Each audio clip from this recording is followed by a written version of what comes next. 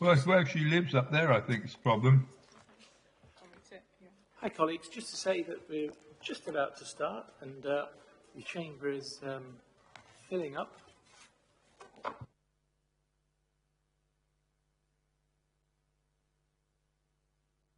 Okay, Chair, we're ready when you are. Thank you very much, Chris. Can everybody hear okay? Yep, great.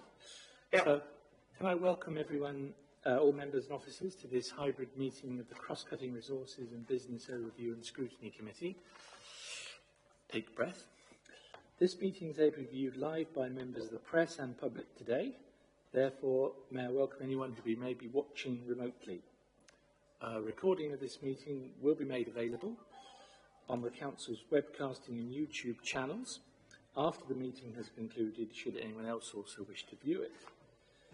To confirm, as a Council, we welcome the use of the Welsh language within our public meetings, but I can confirm I have not received any notification to use Welsh today. Therefore, the meeting will be conducted in English only. May I remind members to refrain from using the chat facility and instead use the raised hand icon to indicate when you wish to speak. Please could you also keep your microphone muted when not talking so there are no interruptions encountered.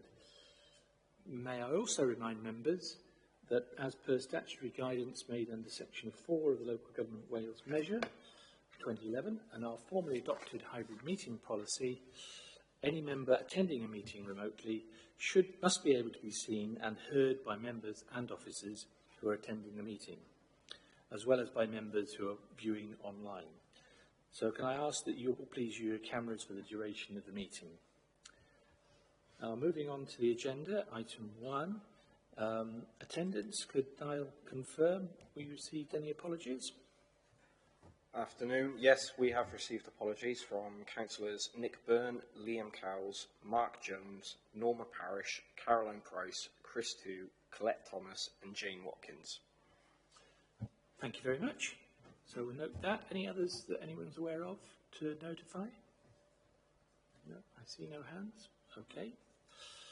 So item 2 is the declarations of interest. So just check if there are any declarations to be made. No. So if anything comes up in the course of discussion that you feel a need to, then please declare then. So we move on then to item 3, which is the confirmation of minutes, which starts on page 3 of the report of the meeting of the 15th of October.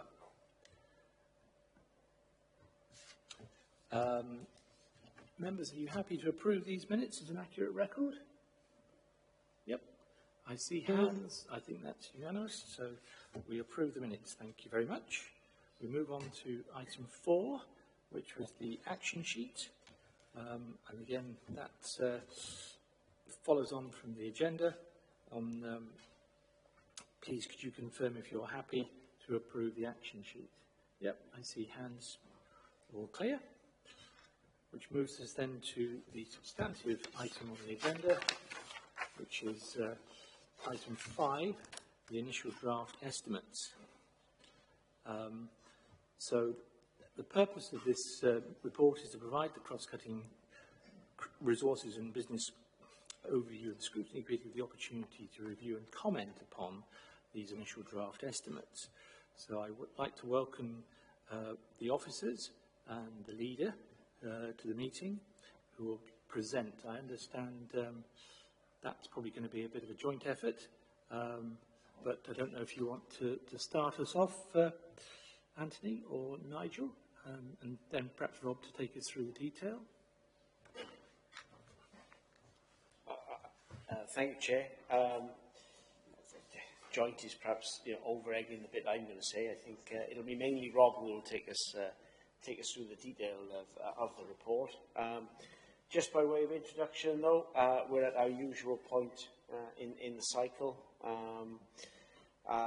We're trying, as we always do, to approach a reasonably difficult budget in a calm and measured way, and we try to be sure-footed about when we need to take decisions and when it's appropriate to take decisions. In terms of process, we're in our usual good position. Had our estimates at an early point in time, able to make some sensible progress. Slightly more unusual year than perhaps we've had in recent past, because we've got a change of government, and that brings a degree more uncertainty. I probably had to make more initial judgments, both in terms of what's gone into this report and stuff we look on internally, and it's probably more important than ever that we await the Welsh Government budget and we await the settlement before members are asked to make any absolutely firm decisions. So with that introduction, I think I'll hand over to Rob, who will take everyone through the detail of the report, and then obviously we can take any questions, comments and queries that members have. Okay, thanks, Matt. Good afternoon, everyone. So, in terms of the report, you've obviously had the report sent out in advance, and I'm just going to run through the key aspects, and obviously we can take questions at the end then. The structure of the report tries to sort of set out our initial challenge based on the draft estimates, and then goes through in a sort of logical order how that's being addressed, and a kind of residual budget gap that we're currently looking at. But just before I get into the estimates for next year, just by way of context, we've included some paragraphs and figures on the latest in-year forecast for 24-25.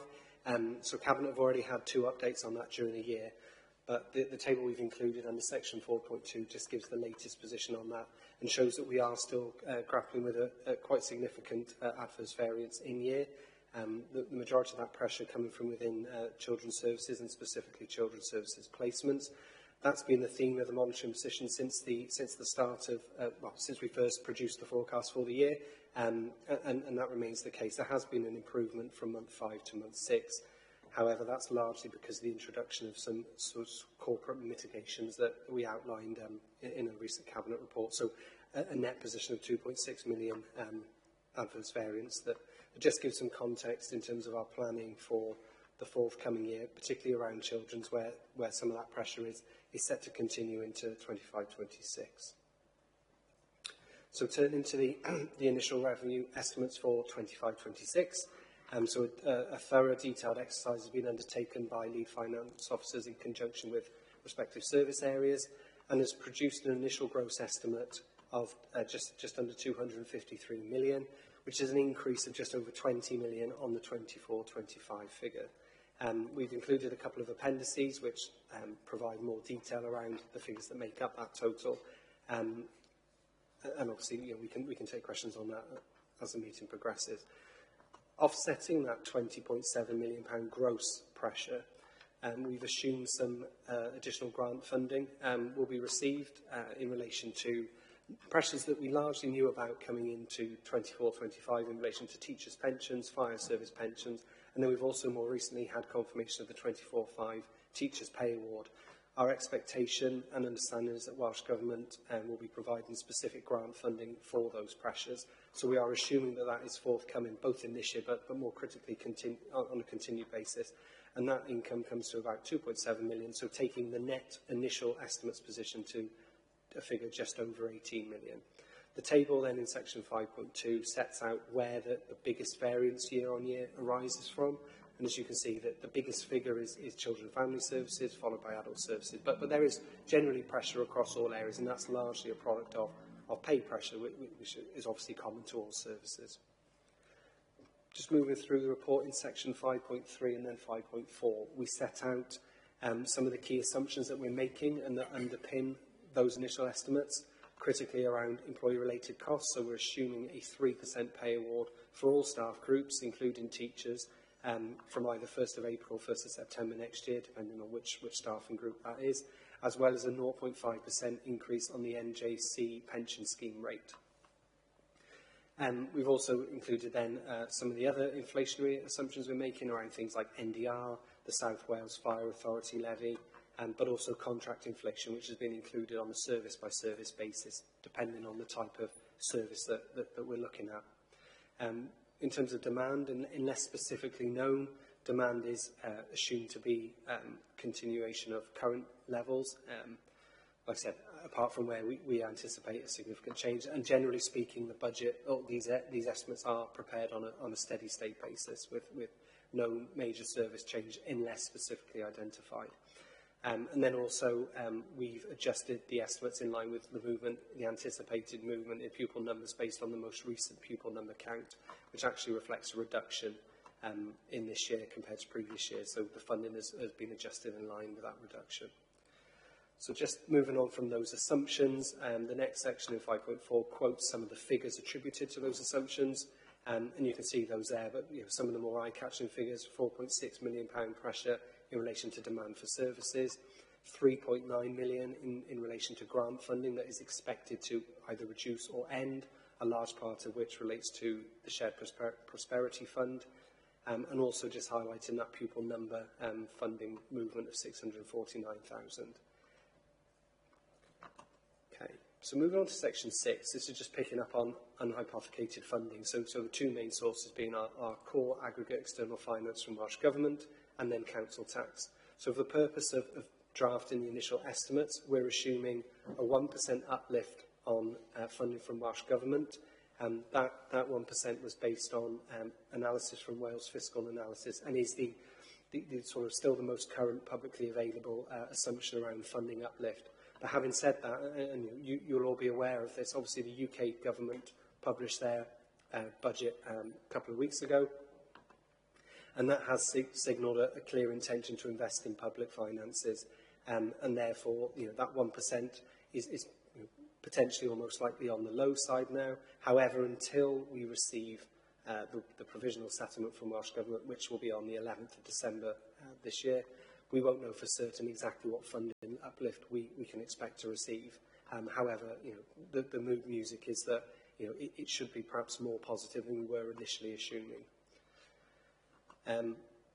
In terms of council tax, you can see there in paragraph 6.3, we're assuming a 4.95% sort of base assumption increase at this point.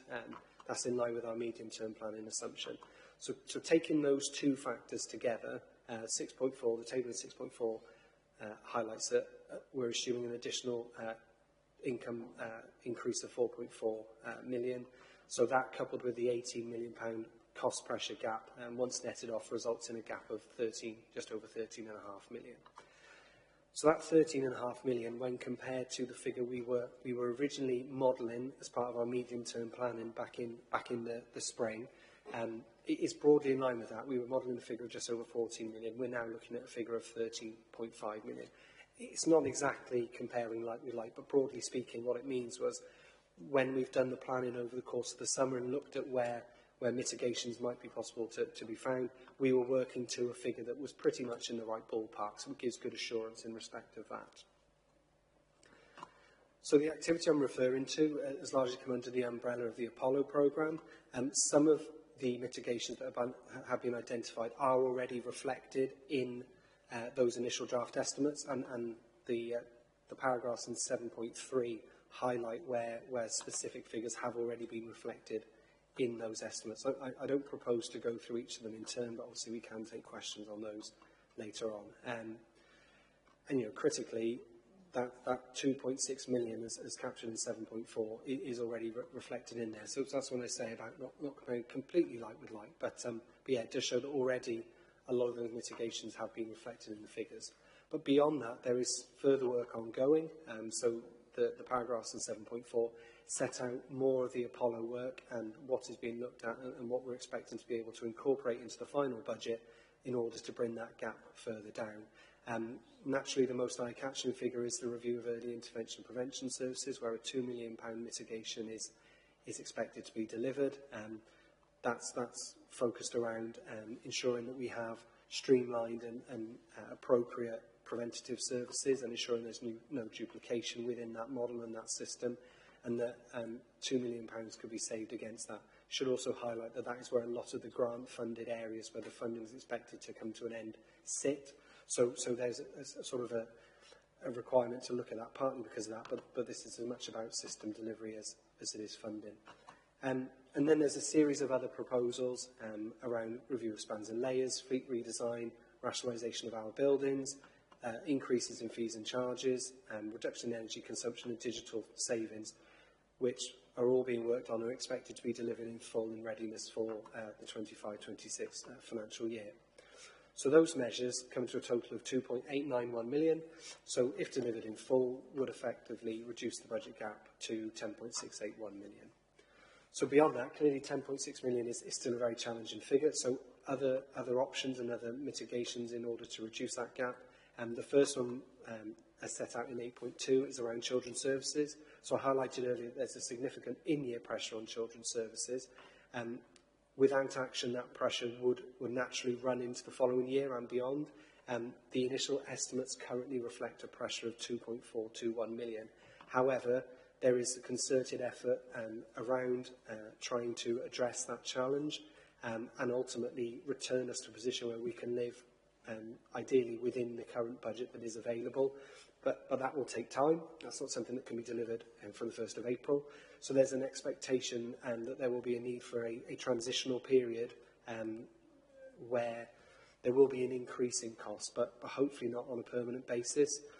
And to achieve that, there'll be a need for transitional funding, most likely from earmarked reserves, in order to bridge that gap until we reach a point where we can live within our existing base budget. So because it's expected that can be dealt with through using one-off resources, that shouldn't therefore manifest itself as a budgetary pressure. So for the purpose of budget modelling, we would exclude that or assume that it's mitigated through use of one-off funding. So effectively taking that 2.421 million off the budget gap. Moving on to schools, so in paragraph 8.3, the proposed approach in relation to schools is in line with that in previous years, where funding will be provided for all pay-related pressures or anticipated pay-related pressures in relation to schools. But as a consequence, that would require schools to absorb non-pay-related pressures. And as you'll see in the middle of that paragraph, we've highlighted that 374,000 would need to be absorbed by schools, and in doing so, that would also come off the budget gap. There's then a series of other pieces of work being undertaken in order to review the draft estimates and specific items within there that could potentially be managed, absorbed, reduced, removed via other means, therefore not placing pressure on the budget gap. So a figure of 308,000 has been provisionally identified through that exercise. However, that work will continue between now and the final budget proposal being put forward. Allied to that, we've also looked at where alternative funding approaches could be used. So often this is use of earmarked reserves for pressures that may not be permanent in their nature. So similar to what I said about children's services, but on a smaller level. We found other examples where we feel that, effectively one-off resources could be used as a form of bridging finance to allow the time for either costs to naturally come down or action to be taken to remove the kind of permanency of those costs. And a benefit of 887,000 is anticipated in relation to that. Place-based grants, so again, I've already referenced the grant pressures that we've reflected in the draft estimates. Obviously, we are doing an awful lot of work in order to reduce the cost base attached to a lot of those grant-funded areas. However, we are now making an assumption that an amount of grant will continue, and we've used a figure of 800,000 here, and that will need to be firmed up, but actually that there will be some grant funding continuing, so that would plug some of that £3.9 million grant funded related pressure that I referenced earlier. And then the final point on this section is just around the CENCOM service. That's a regional service, and simply we've reflected the gross pressure, which is for the whole region, in our estimates, but clearly we would expect and anticipate that the partner organisations within that setup would contribute their fair share. So actually we can take out 171 of that pressure because it will be funded elsewhere. So into section 9, those mitigations I've just run through total just under 5 million. So the effect would be to reduce the gap to 5.7 million, and that is the sort of residual gap that we arrive at in this report and at this stage of the process. However, as I alluded to earlier, obviously we aren't entirely certain yet what our Welsh Government funding will look like. As I said earlier, we're assuming a 1% increase, However, we would expect, or certainly hope, that that is on the low side, and that we will have a better settlement than that when it comes to it on the 11th of December. And just for context, every 1% additional uplift in core funding equates to approximately 1.7 million.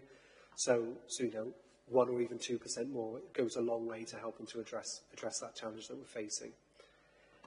The other activity that's ongoing is set out at the end of section 9. It's kind of continuation of the theme that I've already run through in terms of reviewing the estimates, identifying areas where pressures can be removed or mitigated, considering whether there's options for further functional reviews, and also taking a look at income generation across all services and where fees ought to be adjusted to reflect the rising cost base. And all of those things will hopefully chip away at that residual gap that we're looking at. Okay, just nearing the end of the report, section 10 is on risks. So probably the most relevant and critical one, and also the one that's kind of most well known about, is the fact that UK government have confirmed that they will be changing the arrangements for employers' national insurance contributions, so both increasing the rate that needs to be paid, but also reducing the threshold at which contributions start to be paid. We've done an initial estimate that suggests that pressure alone could cost the council about £2.5 million. However, we are reasonably confident that funding will be provided directly to the public sector, and therefore us as an authority, to cover that cost outside of that general funding uplift. So for the purpose of the initial estimates and our budget planning, we're assuming that cost will be directly funded. There is a slight more of a risk around our third-party service providers, who will also be subject to that increase and may well want to pass that on to us, and whether we will receive funding or enough funding is to be determined. But obviously we would hope that would be the case. Beyond that, there's a couple of other risks highlighted there around things like hypothecated grants, specific grants we receive. We won't get the information on those at an All Wales level until mid-December, but actually on a local authority level, that may, those confirmations may come some months later. But we will get an early indication about where grants may be subject to reductions, and then we'll need to factor that into further iterations of our estimates. And then the final one, just to highlight, is section 10.6, paragraph 10.6, where we'll just reference pay. We've obviously assumed pay awards of 3%. With inflation standing, as it does today, at just over 2%, it would appear that is a prudent assumption, but ultimately, until pay awards are agreed, you never know for certain whether that is adequate, and whether there could be a pressure that emerges later down the line. So it's important to highlight that as a risk. And then section 11 just talks about the next steps that we'll go through. Again, I don't need to talk through those in any specific detail. Ultimately, we're working towards the council meeting on the 4th of March, where the budget will be presented for approval. And yeah, I think that's enough for me. Okay, thank you, Rob. We've got a first couple of hands. Just checking if any other officer wanted to add anything to this. The band leader, I believe. No, I just wanted to thank Rob and Nigel for the usual sort of calm, measured and timely approach that's been that's marked the budget planning process at this early stage, and to thank scrutiny members for their engagement at this stage, as opposed to further down the road. I think it's something that in previous years has always been beneficial, I think, to the process. As has been mentioned, a lot of uncertainty, and therefore judgments are made ahead of the Welsh Government budget in December. I think the balance we always try to strike in Torfaen is between, good planning, but not setting off unnecessary peril through sort of worst case scenario planning that I don't think is productive, in my honest opinion. So that balance is what we try to strike with this report and with our approach as a whole. It runs through the in-year pressures, the initial gap, the measures that have been identified to reduce that gap initially, the positive signs from the UK budget, as we await the Welsh Government budget in early December, as well as the number of assumptions that have been built into that process. But no, I'd like to thank both finance officers and officers from across the council in the way that they've engaged on this budget process so far. Thank you very much, Leader. My plan would be to go through in order in section, but I'm conscious we've got a couple of hands up already. So, Councillor Thomas, are you able to put your camera on, Councillor Thomas? Yes, I am, Chair. Sorry about that. Having some issues I was with my internet. My internet messed up when the officer was talking about council tax. I was just wondering if that little section could be repeated, just so I can make some notes, if that's okay. Yes, certainly. I'll ask Rob to confirm that's within the body of the report. Rob, perhaps you could direct us to the paragraph. Okay, thank you, Chair. Just to reiterate, so paragraph 6.3 of the report talks about the modelled assumption on council tax for the purpose of the first draft estimates, and confirms that an increase of 4.95% is being assumed at this point, and that's in line with our medium-term planning assumption. Okay, is that okay, Councillor Thomas? I think we've had that clarified as a working assumption. Yeah, just checking. So 4.95, is that right? That's the figure in the report at the moment. Yep. Okay. If I could move on then to Councillor Haller. Yeah, good afternoon. I've got a question for the risks. So if you want to go through the process and then come back to me, and then I can ask that question when you get to that. I wasn't aware that you were going to do it through the stature of the whole document. So I'm quite happy to wait until 10 comes up, because I've got a question within 10 that I would like to ask. Thank you. Thank you very much. That would be very helpful, Councillor Haller. And can I check? Great, thank you. I think Councillor Seaborn, you have a question. Is that early on, or shall I go through section by section? My question relates to 5.4, Chair. Thank you very much. My suggestion is that we start then with paragraph 4 on page 19, so that we see if we've got any questions relating to that. Any member questions that anyone would like to raise in relation to that? I see no hands, but I think I've probably got a question myself. Bear with. Yeah, just at 4.2, you noted, I think, Rob, that the Cabinet had had a couple of updates on the in-year revenue forecast and the adverse variance of 3.537 million. Are we fairly comfortable that there's going to be that kind of recovery plan to be able to look at that adverse variance and going forward? I think you outlined how you were looking to try and meet that in the short term, but are you able to say a little bit about how that's being planned for, and perhaps the appropriate service head?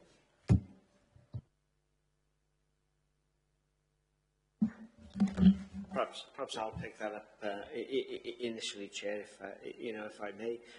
Yes, in terms of 24-25, we've got a set of measures in place to allow us to manage the adverse pressure. I think that's the best way to do it, some of which have been built into the monitor as referenced within the report, and some of which will rely on reserves and the monitoring getting better. In relation to children's services per se and their impact on the 25-26 budget and beyond, we've got in place an accelerated improvement group, which is chaired by Jason, and Jason may well want to say some things. At the moment, they are working through what would be a destination point for that service, whereupon we would be looking to put in place a financial transition plan.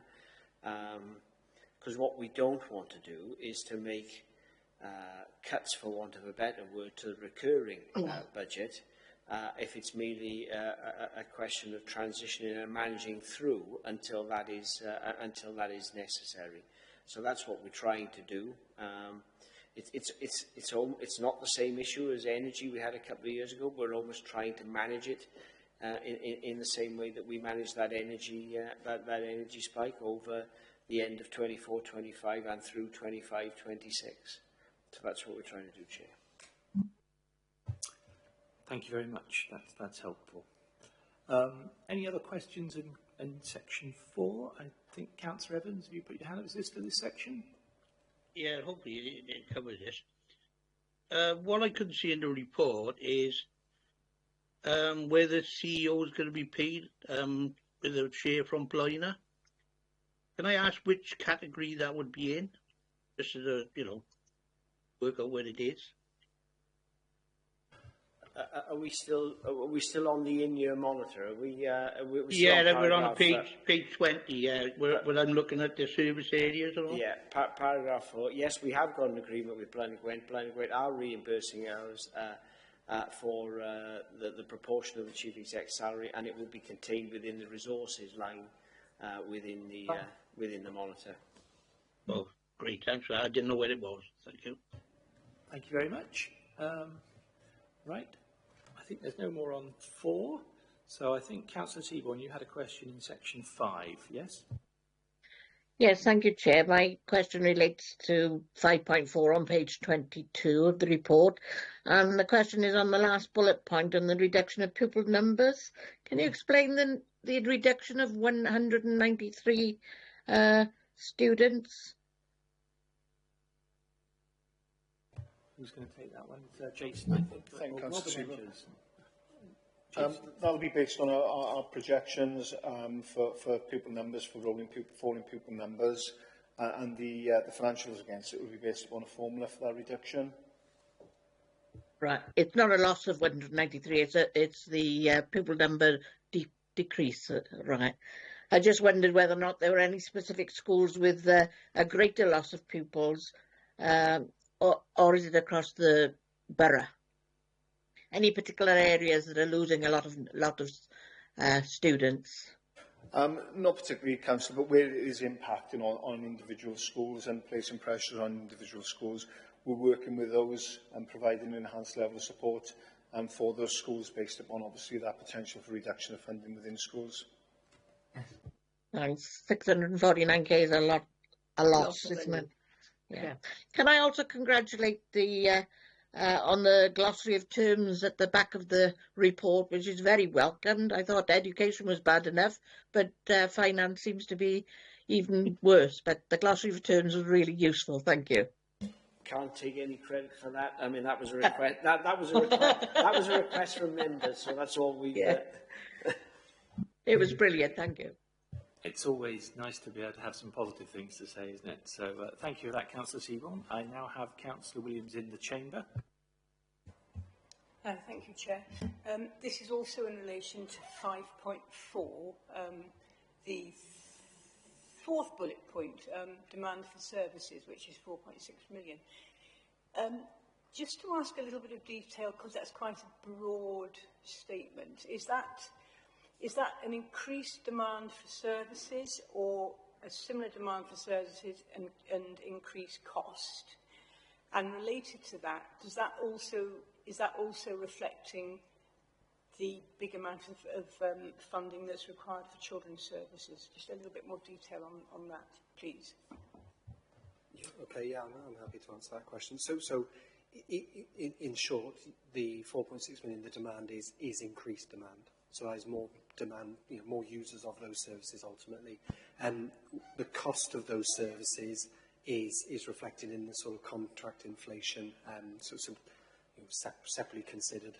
So yeah, that is demand. And yeah, as you say, a large chunk of that will naturally be that children's services pressure. The other main area that we tend to see of demand pressure is often within adult services, obviously with an increase in older population. So yeah, so I'm sure we could provide more detail on that if you required it, but yeah, they will be the main areas that are affected there. Well, thank you for that, because obviously, these will be sort of points we may bring out as recommendations. So, yeah, thank you. We're still on section 5, so just checking. Councillor Ashley, I think you wanted to come in? I've got a general question on 5.4.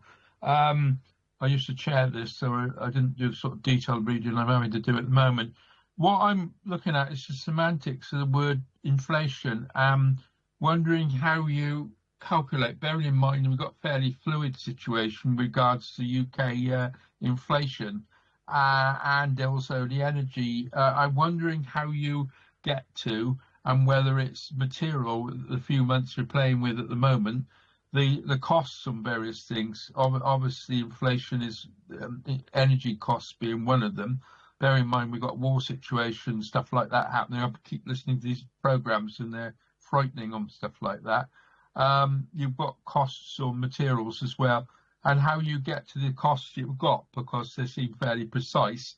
Whether it runs, because this is quite amazing what you've done here. And I always sit and listen to this one, and I didn't realise I'd done 9 of these, or David's done a few of them as well for me when I was chair of this committee. So it'd be interesting to hear how you got to these very precise pressure things. And I'd just be interested to see whether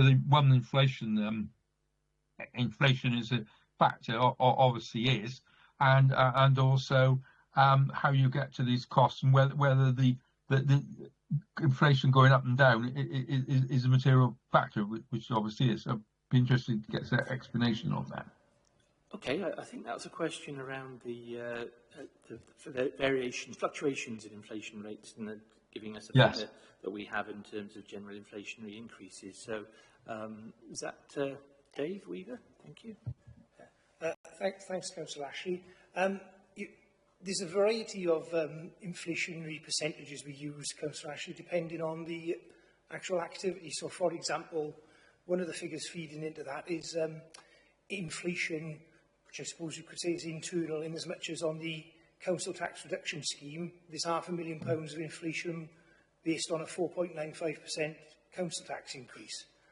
On the sort of lower level, then, we're predicting that the NDR inflation will be 1.7%, which is the forward indication by Welsh Government.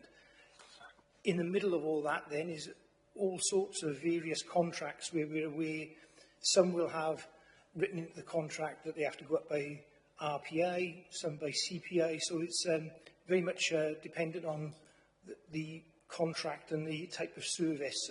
Where we're unsure of anything like that, we tend to use a general percentage, and for this year we've used 2.5%. Is that okay, Councillor Ashley? No, getting that. Thank you for that. That's, Can I?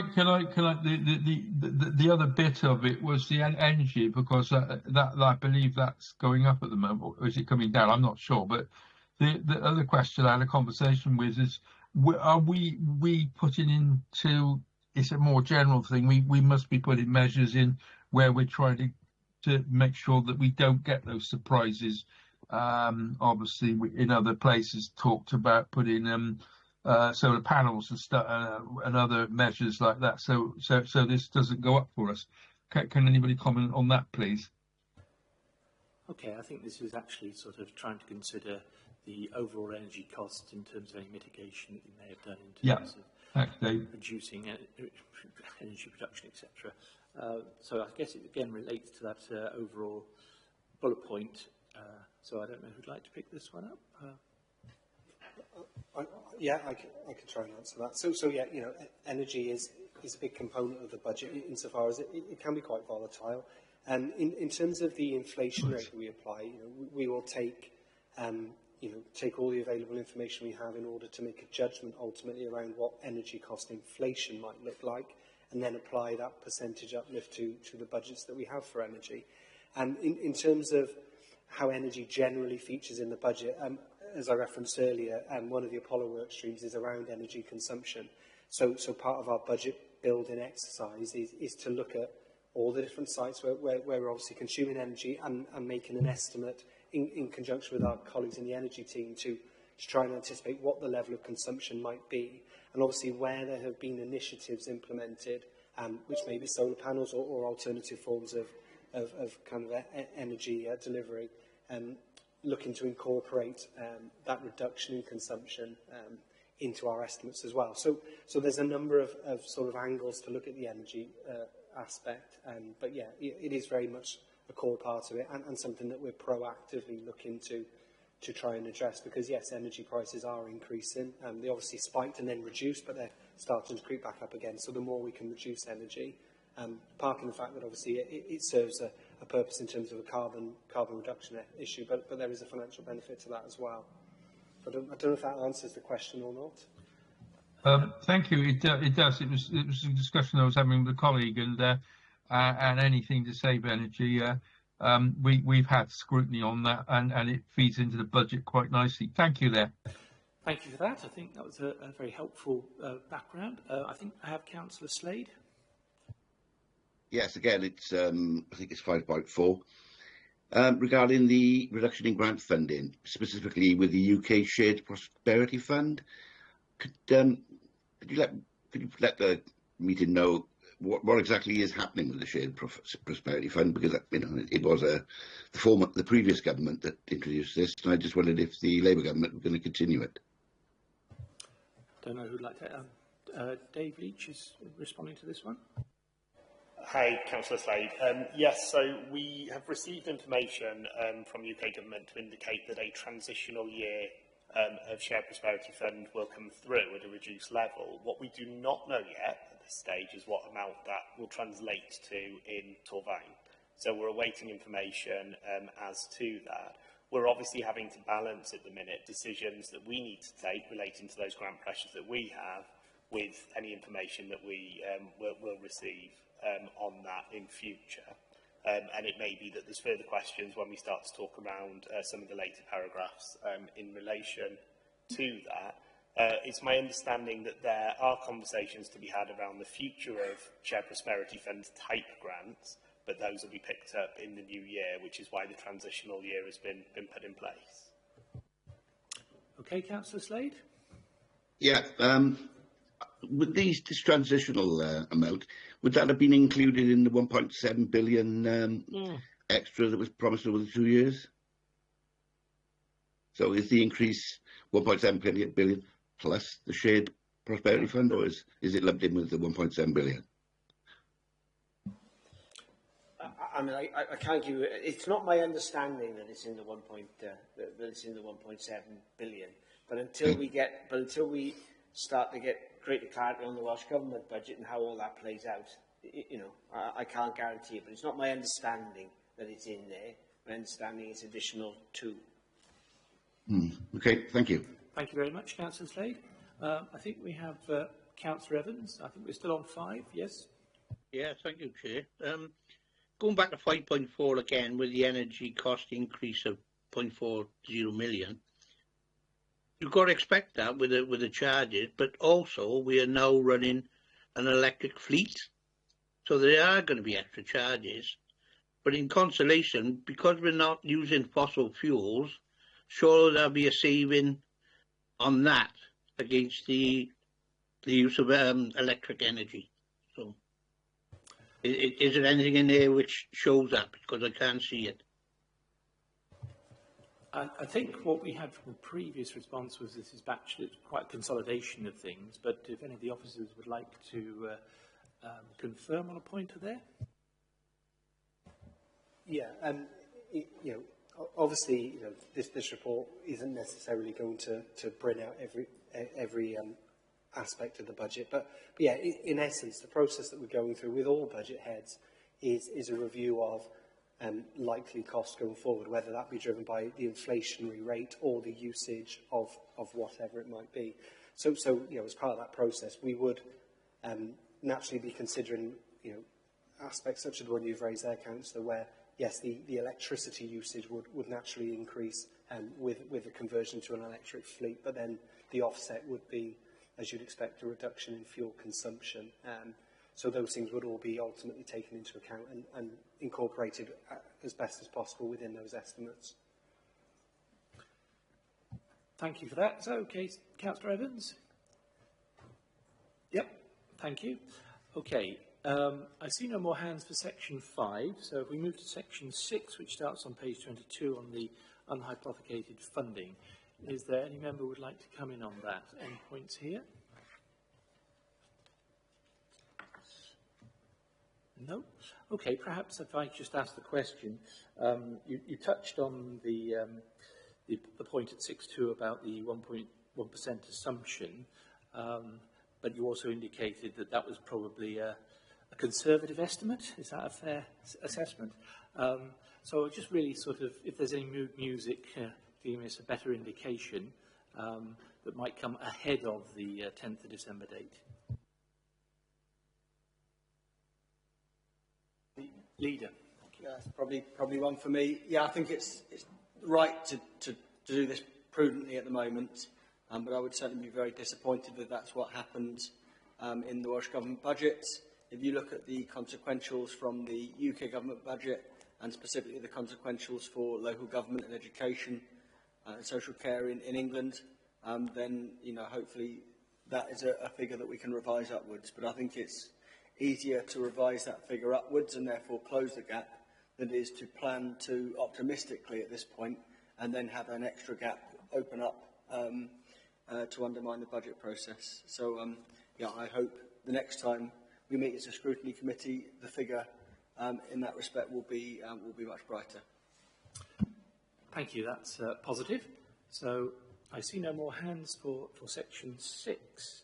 So if we move on to section 7, which is the initial funding gap and the Apollo programme, I think Councillor Evans. I was coming to the funding gap here, so that worked out well. What I'm going to ask is, under the unhypothecated, I can never see it, funding, how will that impact on our reserves if some of these grants don't come through? And what level of reserves we got? Yep, I think it's a fair question. Does anybody wish to pick that up? I think that might be Rob again. So just to clarify, Councillor, you're referring to specific grants or the unhypothecated funding? Yeah, that funding, yeah. Right, okay. Well, obviously at the moment, you know, yeah, we are assuming that 1%, as we said, and clearly we're hoping it will be more positive than that. And if it was lower, for you know, against all expectations, it ultimately doesn't take away from the fact that we still need to set a balanced budget, and ultimately that is what we're working towards. So if it was worse, or you know, it wasn't enough to close the gap, for example, then we would need ultimately to take steps to address that gap. Now that may be, that would be, you know, the use of the identification of new mitigations and things like that. One thing we're not permitted to do is simply just use reserves to balance the budget, because it's not a prudent or sustainable approach. So ultimately we would look wherever possible to take steps that didn't require reserves. A, because we shouldn't really be doing that, but also because it's not a robust way to set a budget. So yeah, hopefully that answers the question on that. I think the leader would like to add a little as well, Councillor Evans. Yeah, tempting as it is to use reserves to fund sort of revenue budget gaps, it's not prudent because it won't last. What you can use reserves to do is bridge issues where it will take 2 or 3 years, as we talked about with children's services, to get into position. You can use it to fund innovation work or fund change work, so that you can realise some revenue savings. But they really need, reserves really need to be used sort of surgically as opposed to as a general sort of get out clause to making difficult decisions. Thank you for that. I think, in the chamber, Councillor Williams. Thank you. Can I have just a couple of points under 7? One is 7.3, where is it now? Looking at, sorry, just finding this. Oh, yeah. Where it's the use of agency staff in children's services, looking at the saving of 457,000. So it says this process has been successful and has facilitated the removal of the pressure. So that's saying that 457 has already been made. That's one question for that one. And then in 7.4, where it's looking at the review of the early intervention and prevention services, just to try and understand, because it's obviously quite important that seemed to be working, and reducing it to the 2 million. So what is there going to be in place to ensure that is working? Is there a kind of rough estimate as to when that 2 million is going to be saved? I hope those two questions make sense. Yeah, I think I'm looking towards Jason and David for those two. With regards to the agency staff, yes, we're reducing the use of our agency staff in year as it stands at the moment, with a view to that being eradicated in terms of pressure for 25-26. We have had success in recruitment and retention of our staff. We've still got some agency staff in situ at the moment, but there is a plan to move that. Thank you. And in relation to the question around early intervention and prevention services, the review, obviously, given some of these pressures, took place earlier this year, and the redesign process is well underway. I won't share too much information in relation to the staffing impact of that, because we're currently out to consultation with staff, but there's a large-scale staff consultation currently taking place. Come January, we'll be in a position then to understand the full impact of that staff consultation, but I would still expect us to be looking to realise those £2 million worth of savings for April, ready for the start of the financial year. Further demand management savings then that may come as a result of the introduction of the new system for early intervention and prevention are not factored in here, because it's too early yet to prejudge what those demand management savings might be. So that's a realistic estimate as to where we can get to now, with further additional savings potentially coming in future from the introduction of the new model. Thank you very much. Thank you. That was clear. I then have a question from Councillor Ashley, I think, in this section. Yes, it is. I don't want to be naive about this, but it says 7.3. The Apollo programme is wide range. Sorry, I've got the phone going off first. Stop some in a minute. I'm in the middle of a meeting. I'll come back later. The Apollo programme is wide-ranging in its objectives, with various types of efficiencies and savings forming the basis of the activity. How did we get to where we got with the things below? How does the Apollo programme work? It's a basic question there, basically. Okay, I think that might be a little out of remit, but if anybody of the officers would like to give it makes that statement there. What I was just asking, in essence, was we get to this, it's basically asking the mechanism. I don't know, to be quite honest, so it'd be useful just for me to ask that question, Chair. Yep, certainly. And Nigel's happy to come in.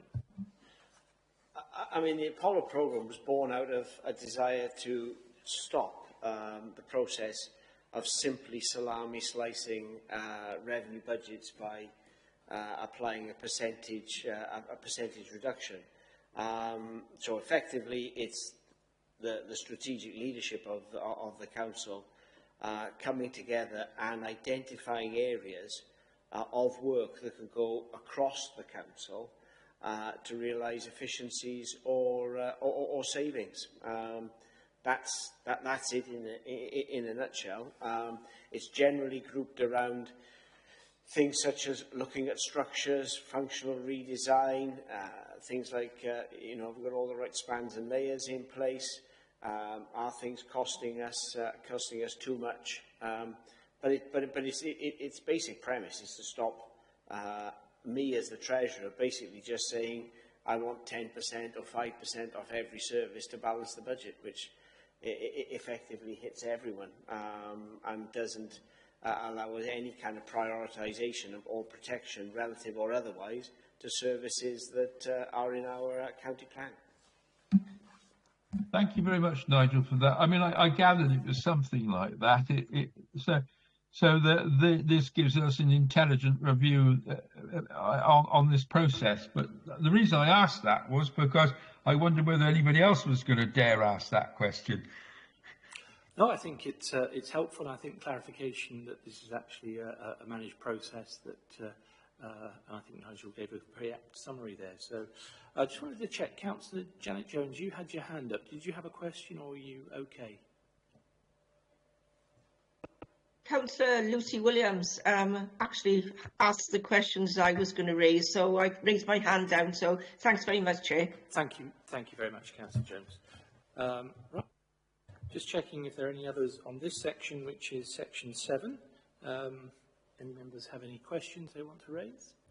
I see no hands, so I think we'll move on to section 8, which was other options available for reducing the gap. So are there any members wanting to raise a question here in this section? Yes, sorry. Councillor Ashley, I think you're Your hand is now up, so I'll ring you in. Yes, I have a question which I noted about place-based grants. I wanted to know, was that paying? What was that paying for? It's 86. It's quite a lot of money, and what was it paying for? Short-term services that we were providing. David Leach has indicated he'll respond to that question. Yes, there's a broad number of grants that we receive. So things like Shared Prosperity Fund, Building Resilient Communities, funding for KELP, RIF. There's a whole series of grants there that we receive that cover a lot of activity in that preventative workspace. So activities like food resilience, for example, activities like some of the energy work, as well as those that we've spoken about to do with employability and prevention. So it's quite a broad spectrum of grant-funded activity that come in from different sources. Thank you. That identifies what it was. That's what I thought it was, but it's. Thank you very much indeed, David. Thank you. Okay. Are there any other questions on this section? No. I just wanted to, if I could quickly check in terms of 8.3. We're mentioning about schools being required to absorb impact, as you talked about the 374k. But just to indicate, has that dialogue started and progressing so that schools are aware of the process? Yeah, Chair, I'm happy to answer that one. So in short, yes. So schools in a couple of forums, one being the school budget forum, are aware that this is the sort of broad intention. Ultimately, until the budget is set, only then is it known for certain. But yes, that engagement has started, and obviously schools are familiar with this approach and on the face of it, welcoming of this intention. So yeah, hopefully that gives the assurance you're looking for. Thank you very much. That's appreciated. I see no other hands for section 8. So if we move to section 9, which was the revised funding gap work towards balanced position. If anybody's got any points they'd like to raise there? No? I see no hands? No? Okay, so I think we move to number 10, risks. And I know Councillor Hawley, you wanted to come in there. Thank you. Will the increase of 1.2% of employers' contributions to the tune of 2.5 million not help, obviously, Torvine? I appreciate that the government is going to offer some money back for that, but if the amount of money that's coming back doesn't cover this, will this affect the services that we offer our residents, and could it affect our staff? And could it be the case that contractors will increase their costs into TBC, which would put a potential effect on the budget for next year? Yeah, I think that's a very fair question. I think Nigel's happy to come back on that. Yeah, there are two parts to that. In terms of the employers' national insurance, as it would apply to our staff, the advice we have is that we will be fully cushioned for that. We don't have the quantums yet, but both the UK government and Welsh government have been quite clear. The intention is not to increase the costs in relation to the public sector. In relation to organisations such as the third sector or people who we commission care from, or contractors, that position isn't quite as clear, and if they have extra costs, in all likelihood they will try to pass them on. And at the moment we're just keeping a watching eye on that in terms of how we approach that in the budget. Hopefully in the run-up to the Welsh Government budget there will be a little more clarity over that latter element, but we certainly are not expecting to incur any costs for our directly provided staff. I think that's very helpful, and if I can just add a little, Councillor Haller, with a different hat on.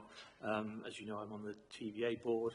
WCVA have made representation, and third sector organisations are assessing with members potential impact in terms of costs. So the attempt to try and get some hard and fast figures as to what the impacts are likely to be.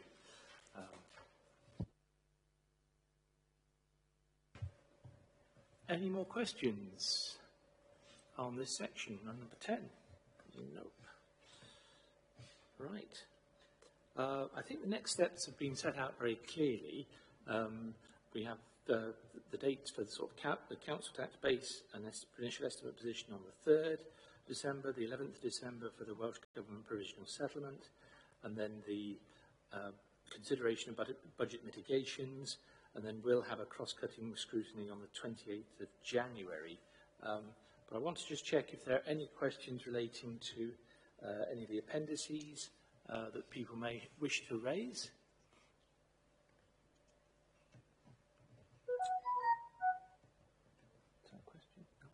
No. Okay. Oh, Councillor Evans? Yeah, just a bit of a statement, really. A lot of this is built on trust or whatever the financial settlement is. So, really, it's just waiting until that settlement appears. Yeah. I think you've summarised it very well. We can go so far, but essentially until the budget estimates come out from Welsh Government, we can't be definitive. I don't know if any of the officers would like to venture a comment here. I think it was ever thus. It is a little more uncertain this year because of a change in, a change in government. The most important thing we can do, though, is to get to the strongest position in terms of what our estimate base is, what our cost base is, where we think the challenges are, so that then we just apply the settlement. We will be able to react to the settlement almost within 24 hours of it coming out and advise members of does it address the gap? If it addresses the gap, do we have the potential for revisiting some of the pressure areas, or have we got to go further? And that's the only thing we can control, is the certainty of our cost pressures and our estimates, so that we can move very quickly once the settlement comes out. But it's really no different to any other budget in any other year in that regard. Okay, so what we had the option to make recommendations as we were going through, and again, if there are members who feel that they would like to frame a recommendation while there are officers present, then we can do that. Otherwise, we'll formulate any questions. Yep. Okay.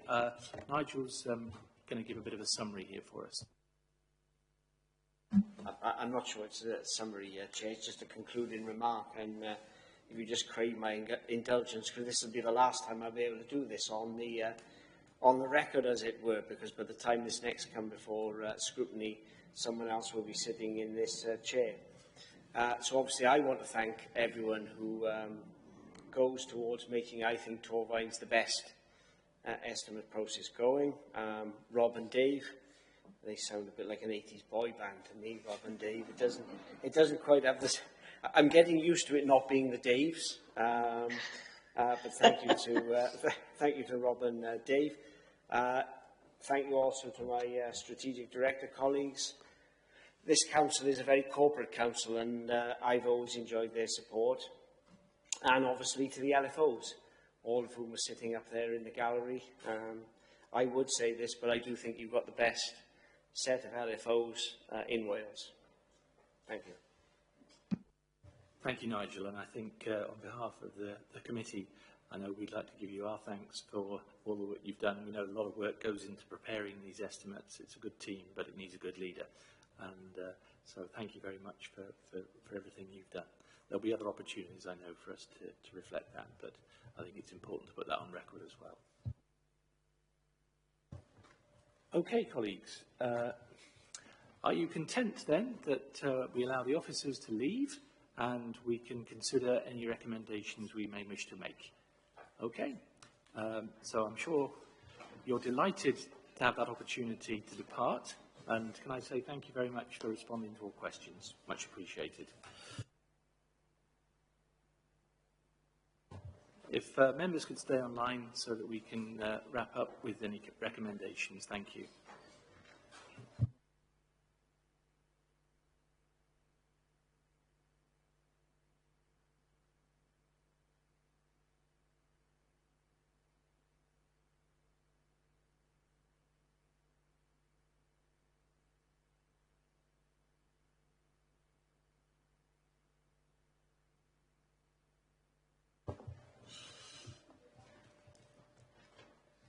Okay, colleagues, we've just got another moment to let officers out. And I think, Councillor Evans, you had a hand up. Yeah, my first recommendation is for them to supply us with the relevant information when the settlement actually comes in. I think that's vitally important. Yeah. Can you clarify that a little? I think we're trying to make note of it.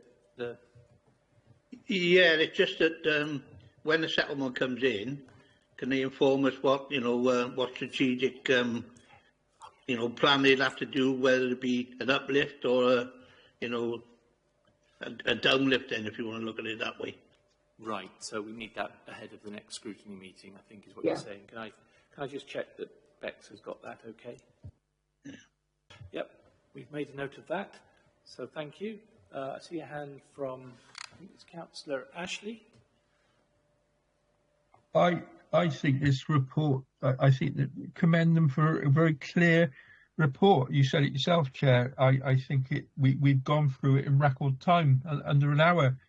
And I think the level of questioning, we've got what we wanted out of it, but I think it's been a very clear, concise report. And we found it very difficult to question it. Most of the time they questioned it themselves. The political consequences and risks are at the end. So I wonder how many recommendations we can make on this one, if any. Fair point. We don't have to, but yeah, I think it's helpful. We certainly can commend it. Yep. Noted. And I would recommend we do that. Okay. I have a hand in the chamber from Councillor Williams. Thank you. I'm not quite sure whether this is a recommendation for this committee or whether it should go to the children and young people. So I'm referring to 8.2, which is talking about the Children's Services Transition Plan. It's very comprehensive, but I think what would be a useful recommendation for scrutiny at the most appropriate committee is to see how that transition plan is working, because it's mentioning it obviously does need to use reserves as a transition, and it also mentions the work of the officer-led accelerated improvement group. So really just to monitor how that transition plan is going, I think would be a useful scrutiny. As I say, I don't know whether this would be for this committee or for the... I think that's very helpful. I was going to ask the chair of that scrutiny, which I think is Councillor Janet Jones, if she wanted to comment. I think it's an excellent suggestion. Again, Lucy must be reading my mind because I was coming up with the same question. So, yes, I would put forward as a recommendation for our Committee for Children's Services, because the whole scenario of the transition is quite worrying, depending especially with the needs of our children's services and the increase and demand on them. So transition, it does worry me. So I think we note that, and I think it's something we may have an opportunity if it comes up in the future budget one, but certainly for that committee. I think I have then a number of questions. Councillor Yole. Yeah, thank you, Chair. I mean, I've been gazumped actually by both Lucy and by Janet, but I was going to make a suggestion whether, if the timescales allowed, would it be worth remitting the relevant sections of the report to the relevant audit and scrutiny committees. I'm sure Rose is just about to say the same thing for the relevant committees, just to go through with their greater knowledge of the service specific issues. But otherwise, I was just going to echo Stuart. I think I know I'm not as frequent a flyer at this meeting as some of you, but I think whenever we get anything from Nigel about the budget, it's exemplary, quite frankly. And most of the questions we would want to ask tend to be written there in plain English from day one. So I'd like to commend the report as well. That's great. Councillor Seaborn. Councillor Noel actually took my question out of my mouth as well, and my query, and I recommend that it goes to, the relevant scrutiny committees should be kept abreast of any budget issues that they may have. Yeah. It also helps when we have any kind of inspection where we're cross-cutting and actually highlighting that, it's the council as a whole rather than just an individual department. So thanks. Yeah. I think Becky will add a bit here. Thank you, members, for those suggestions. So what I would suggest is, rather than that be a recommendation, because you're putting forward recommendations for Cabinet to consider, that we take this away as a scrutiny team and perhaps work with the chairs as well to look at how we can feed in this financial information within the relevant scrutiny committees and pick up these items more specifically, if that's okay with members. Excellent, Bex. Yes, excellent, Bex. Everybody's content with that, so thank you very much. Yeah. That's really helpful. I think Councillor Ashley, you wanted to come in? Yeah, well, I asked the question on the place-based grants because I picked up in another place that most of our frontline delivery people on that scheme were on temporary contracts. Yeah. And there it is, it's sat there, I identified it, and again, as it's suggested by Lucy and others, that needs to be reported back to the relevant scrutiny committee and the Cabinet member, because it alarms me that a lot of our lower level but delivery office operational officers are delivering that on grant. It's a wonderful example. Yeah, I think you've commented on the past as well, Chair. I think that makes a lot of sense, and I think we'll pick that up in terms of the scrutiny process as well.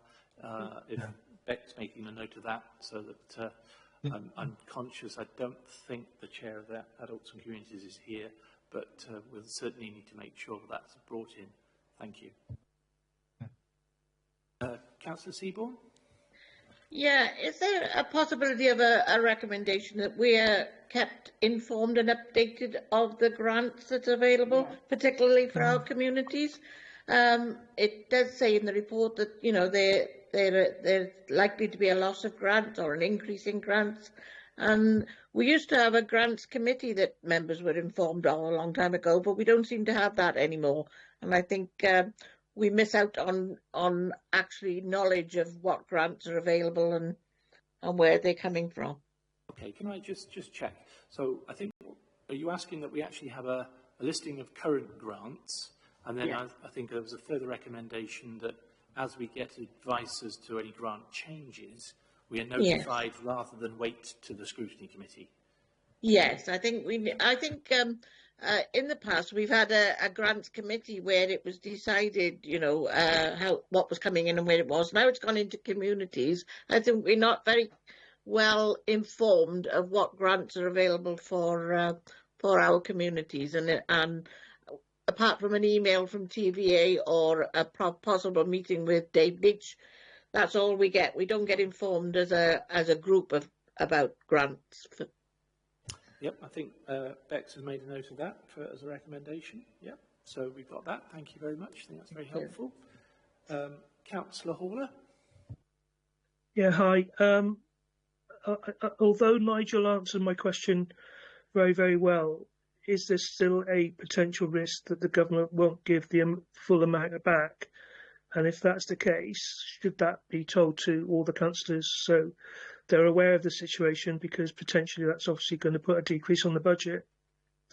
I think the Welsh Government saying they are going to pay it, but potentially if they don't to the full value, then there's obviously going to be a deficit in the budget, and that's obviously going to affect services, I think. Yeah, I think there's I think again it was a 2-point thing that you raised, Councillor Hall, wasn't it? Nigel seemed pretty confident about the funding for the local authority, and that should be evident from the Welsh Budget Settlement meeting on the 11th of December. But there's also the third sector, the contracted services. I think you made a fair point. So perhaps we make a recommendation that as we get better intelligence as to the impact of the national insurance increase to contracted services, that would be good. We're advised as to the budget impact. Thank you. Is that no, that would be really useful. Thank you for putting the question out. Thank you. I see no hands. So, colleagues, are you content that we have a few recommendations? I'll ask Becky to give a quick summary, if that's all right, to make sure we've captured them all. Thank you, Chair. So overall, members commend the report to Cabinet. There was the points, the suggestions that we'll pick up as a scrutiny team and with the chairs with regards to taking individual segments of financial information back to the scrutiny committees. You have the recommendation with regards to receiving and being notified of any changes to grant funding. There was also an action point that I picked up from Councillor Williams earlier in the meeting, which was to provide more detail on the demand for services. And this section, I think it was 5.4, which was the 4.6 million. And Rob did say he'd get more information to you. And then there was the final point then, Chair, about the information on the national insurance increases and the impact that will have on the budget. Okay, are you content, members, that we've got a series of recommendations to make? Yeah. Yeah. Yes. Thank you very much. I did put the bit in about the place plans. Oh, yeah. I think we're picking that up, I think, as an impact for the scrutiny committees. So we haven't lost it. Yeah. I did put my hand up for one further bit, which was a very simple thing. For members that are not here, and maybe as an aide-memoire, the thing that's right on the end of this, which is the next steps, and it does give a timetable for the whole budget consideration. I'm wondering if that needs to be sent around by somebody just to remind members of the process, because it's got set council tax, the Welsh Government and all that in there. And along the lines of the grants thing, we kind of need to be reminded of that process. Okay, well, I think it's in the report, so, and all members will have had the report. So I think okay, no, we all have some responsibility to perhaps reflect on those endpoints. Hello? Hello? Oh, sorry. But yes, perhaps as we summarise, we can perhaps include that as a sort of reminder of the timetable when we put something through. Okay, I think we've covered the meat of the meeting. I just want to check if there's any further points anyone wants to raise. Fine, we'll summarise the recommendations, circulate those to you. We'll make the point to Cabinet and the points that you made about the completeness of the report. And can I remind you then of the date of the next meeting on the 28th of the 1st. And I think we're done. So thank you all for your contributions, and I'll close the meeting. Thank you.